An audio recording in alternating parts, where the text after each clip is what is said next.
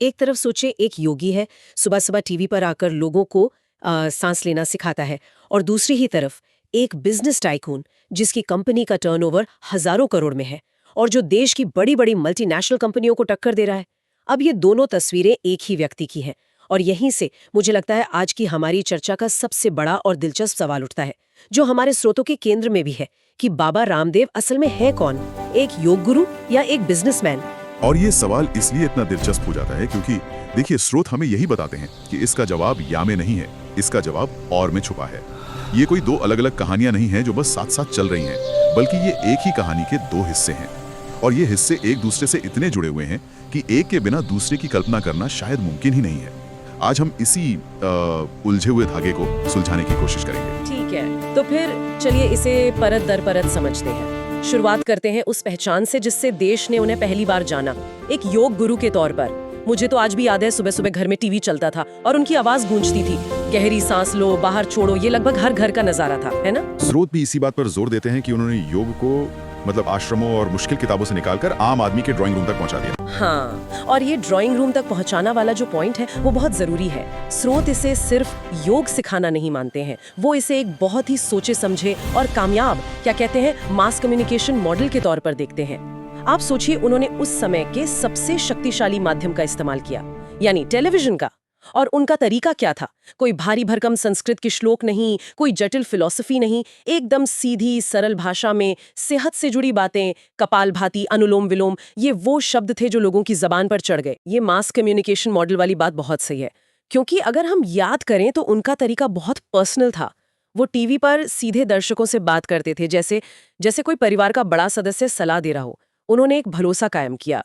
स्रोत में क्या इस पर्सनल कनेक्शन के बारे में कोई जिक्र है? बिल्कुल।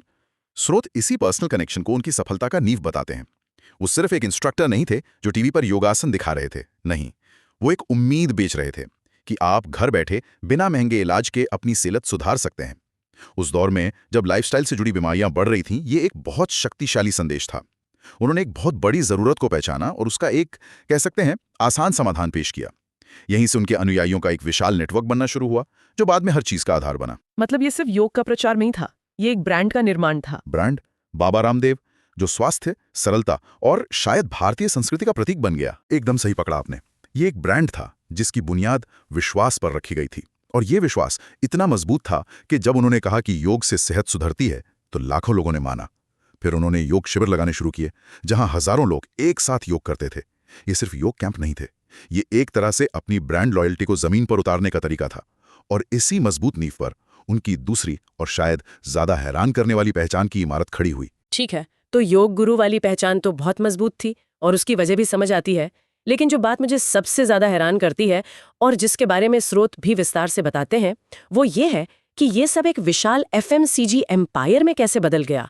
मतलब योग सिखाते सिखाते कोई साबुन, तेल, आटा, नूडल्स कैसे बेचने लगता है? पतंजलि की शुरुआत कहाँ से हुई? हाँ, यहीं पर कहानी का सबसे दिलचस्प मोड़ आता है। देखिए, पतंजलि की शुरुआत एक छोटी सी आयुर्वेदिक फार्मेसी के तौर पर हुई थी। अच्छा। लेकिन असली विस्फोट तब हुआ जब इस फार्मेसी को बाबा रामदेव के ब्रांड का सहारा मिला। स्रोत में जो आंकड़े दिए गए हैं वो हैरान करने वाले हैं। वो बताते हैं कि कुछ ही सालों के अंदर पतंजलि का सालाना रेवेन्यू 20,000 करोड़ रुपए के पार चला गया। और ये आंकड़ा इसलिए महत्वपूर्ण है क्योंकि ये उसे हिंदुस्तान यूनिलीवर, नेस्ले और कोलगेट जैसी मतलब सालों से जमी जमाई MNCs की लीग में खड़ा कर देता है। ये सिर्फ एक बिजनेस नहीं था, ये बाजार में आई एक सुनामी थी। 20,000 करोड़, ये तो अविश्वसनीय है। तो सवाल ये है कि उन्होंने ये किया कैसे? क्या उनके प्रोडक्ट्स इतने बेहतर थे कि उन्होंने कोलगेट और नेस्ले को पछाड़ दिया, या फिर इसके पीछे कोई और रणनीति थी? यहाँ स्रोत एक बहुत गहरी बात की तरफ इशारा करते हैं। ये लड़ाई प्रोडक्ट की क्वालिटी से ज्यादा विश्वास के हस्तांतरण यानी ट्रस्ट ट्रांसफर की थी। इसे ऐसे समझिए, दशकों से जो विश्वास उन्होंने एक योग गुरु के रूप में कमाया था, उन्होंने उस विश्वास को अपने प्रोडक्ट्स पर चिपका दिया। जब उन्होंने दंत कांति टूथपेस्ट लॉन्च किया तो लोगों के लिए वो सिर्फ एक और टूथपेस्ट नहीं था, वो बाबा रामदेव का टूथपेस्ट था। लोगों के मन में एक धारणा थी कि जो इंसान हमें मुफ्त में अच्छी सेहत का रास्ता बता रहा है, वो अपने प्रोडक्ट में कुछ गलत तो नहीं डालेगा। मतलब जब कोई दंत कांति खरीद रहा था तो वो सिर्फ टूथपेस्ट नहीं खरीद रहा था, वो उस गुरु के आशीर्वाद या उनकी बताई शुद्धता की गारंटी भी खरीद रहा था। ये तो एक इमोशनल ट्रांजैक्शन है जिसे एक कमर्शियल प्रोडक्ट में पैक कर दिया गया है। बिल्कुल सही, आपने पूरी बात का निचोड़ एक लाइन में कह दिया। उनके अनुयायी ही उनके पहले और सबसे वफादार ग्राहक बने। लेकिन कहानी सिर्फ यही खत्म नहीं होती है। उन्होंने इस विश्वास के साथ दो और शक्तिशाली विचारों को जोड़ा। स्वदेशी और आयुर्वेद। उन्होंने अपने बिजनेस को सिर्फ मुनाफे का धंधा नहीं बताया, इसे एक मिशन, एक आंदोलन का रूप दिया गया। संदेश ये था कि पतंजलि का सामान खरीदकर आप ना सिर्फ अपनी सेहत सुधार रहे हैं, बल्कि देश की अर्थव्यवस्था को भी मजबूत कर रहे हैं और विदेशी कंपनियों को बाहर कर रहे हैं। ये तो एक मास्टर स्ट्रोक था। उन्होंने राष्ट्रवाद और स्वास्थ्य, इन दो बहुत मजबूत भावनाओं को अपने बिजनेस मॉडल का हिस्सा बना लिया। इससे तो उन्हें बाजार में एक अलग ही पहचान मिल गई होगी। एक अभेद्य किला मिल गया। अब उनकी टक्कर सिर्फ दूसरी कंपनियों से नहीं थी, उन्होंने इसे एक वैचारिक लड़ाई बना दिया। स्वदेशी बनाम विदेशी, इस नैरेटिव ने उन्हें बहुत मदद की। अगर उनके किसी प्रोडक्ट पर सवाल भी उठे तो उनके समर्थक इसे स्वदेशी आंदोलन को कमजोर करने की साजिश के तौर पर देखने लगे।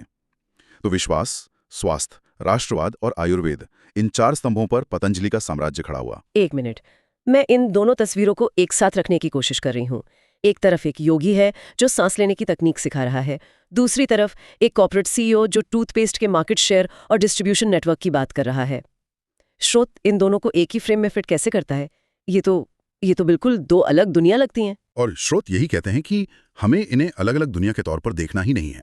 निष्कर्ष ये नहीं है कि वो गुरु हैं या बिजनेसमैन। निष्कर्ष ये है कि वो पहले गुरु बने और फिर उस गुरु की पहचान ने बिजनेसमैन को बनाया। ये जो क्रम है ना, ये बहुत महत्वपूर्ण है। एक के बिना दूसरा शायद इतना बड़ा कभी नहीं हो पाता। तो जो गुरु वाली छवि थी वो सिर्फ एक बैक स्टोरी नहीं थी, वो असल में उनका सबसे बड़ा बिजनेस एसेट थे, उनका सबसे कीमती कैपिटल। बिल्कुल। स्रोत इसे और भी दिलचस्प तरीके से समझाते हैं। इसे एक रॉकेट लॉन्च की तरह देखिए। किसी भी रॉकेट को उड़ने के लिए एक मजबूत, भरोसेमंद लॉन्च पैड की जरूरत होती है। सही बात। बाबा रामदेव की योग गुरु वाली छवि, उनका कमाया हुआ विश्वास, वही लॉन्च पैड था। वो इतना मजबूत था कि जब उस पर रखकर पतंजलि नाम का रॉकेट लॉन्च किया गया तो वो सीधे बाजार के आसमान में छा गया। बिना उस लॉन्च पैड के पतंजलि शायद हजारों दूसरे आयुर्वेदिक ब्रांड्स की तरह ही एक छोटा मोटा बिजनेस बनकर रह जाता। देश को और दूर तक पहुंचाता है। ये तो एक दूसरे को पूरा करने वाला चक्र है।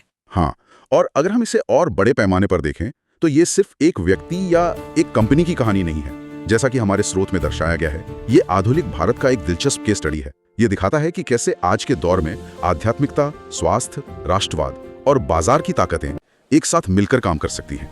ये एक ऐसा बिजनेस मॉडल है जिसने पारंपरिक मैनेजमेंट की किताबों के नियमों को चुनौती दी है। तो आज हमने स्रोतों के जरिए एक व्यक्ति की दोहरी पहचान की इस असाधारण यात्रा को समझा। ये यात्रा योग की जटाई से शुरू होती है और सुपरमार्केट के बड़े बड़े गलियारों तक पहुंचती है, और ये दिखाती है कि कैसे आस्था को सफलतापूर्वक एक बिजनेस मॉडल में बदला जा सकता है। बिल्कुल। और ये चर्चा एक बहुत ही जरूरी सवाल पर आके खत्म होती है, जो इन स्रोतों को पढ़ने के बाद मन में रुकता है। स्रोत पूछते हैं कि लोग उन्हें किस रूप में देखते हैं, गुरु या बिजनेसमैन? लेकिन शायद असली और ज्यादा गहरा सवाल कुछ और है। और वो क्या है? अंतिम विचार ये है, जब आस्था और व्यापार एक साथ आते हैं तो क्या व्यापार का चरित्र बदल जाता है और वो ज्यादा नैतिक या पवित्र हो जाता है, या फिर कहीं ऐसा तो नहीं कि आस्था ही व्यापार का एक नया और ज्यादा शक्तिशाली रूप ले लेती है? ये एक ऐसा सवाल है जो सिर्फ पतंजलि या बाबा रामदेव पर नहीं, बल्कि हमारे पूरे समाज और बाजार के बदलते चरित्र पर सोचने को मजबूर करता है।